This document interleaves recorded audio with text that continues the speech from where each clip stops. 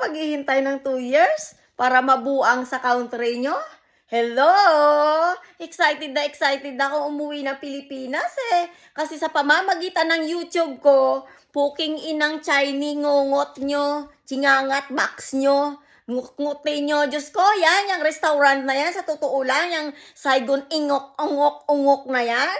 Diyos ko, yung pagkain nyo, amoy ihi ng baboy. Kasing baboy nyo. Kaya poking lo nyo. Kaya kung iniisip nyo, maghihintay ako ng 2 years because of that packing salary, lunukin nyo, pambili ng kape nyo nga pala pag namatay kayo. Kasi dito sa Denmark, napaka-boring pag may patay. Sa Pilipinas, kapag may patay, nag-i-enjoy ang mga tao. It's a family day. Dito, wala, uupo kayo sa lamesa, maglaklak kayo ng maglaklak ng kape. At kung gusto nyong ilibing nyo na, ilibing nyo. Ayun, kung gusto nyo sunugin nyo, patay na nga, sinusunog nyo pa. Kaya yun guys, ay Diyos ko, akala ko may magagawa yung public attorney.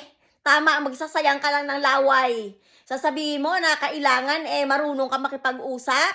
Nako. Hindi uubra yan. Kapag bobo talaga ang law nila, bobo talaga as in le. Ayun nga guys, kailangan mo magstay daw dito. Nagtanong kung may mga insurance, blah blah blah ka. Sabi ko, hindi na kami mag-asawa, XX, yeah. Baka gusto nyo pa pakasalan ko pa yan para magstay ako dito and to be continue your fucking shit world money institute. Puking ulol nyo nga pala. Pagtungtong ko ng Maynila, humanda din kayo sa akin kung paano nyo binaboy ang pangalan ko ng maraming taon na wala akong karapatan sa country nyo. Kaya le ng kaiyot-iyotan nyo. Oo, yung tamod nyo, kailangan nyong ipaamoy sa akin. Bakit? Hindi nyo naamoy yung mga sarili nyo? Kung hindi kayo amoy baluga, amoy ungok nga kayo, amoy bayag kayong pugok, amoy pati kilikili nyo, isi-share nyo pa sa akin. Pero yung sahod ko, hindi nyo ibigay sa akin ng tama. Kaya le nyo nga pala sa mga tao nga pala na nandadaya sa akin about my salary, puking le mo.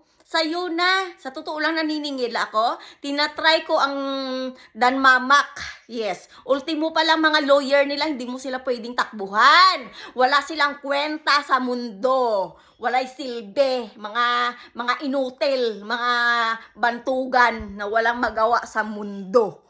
Yun. Diba? Napakasimple, no? Napakasimple lang ng bagay. Alam mo, yeah. It's a useless nga pala. Doon na lang ako magreklamo kay Sir Rapi Tulfo, mas may kwenta pa.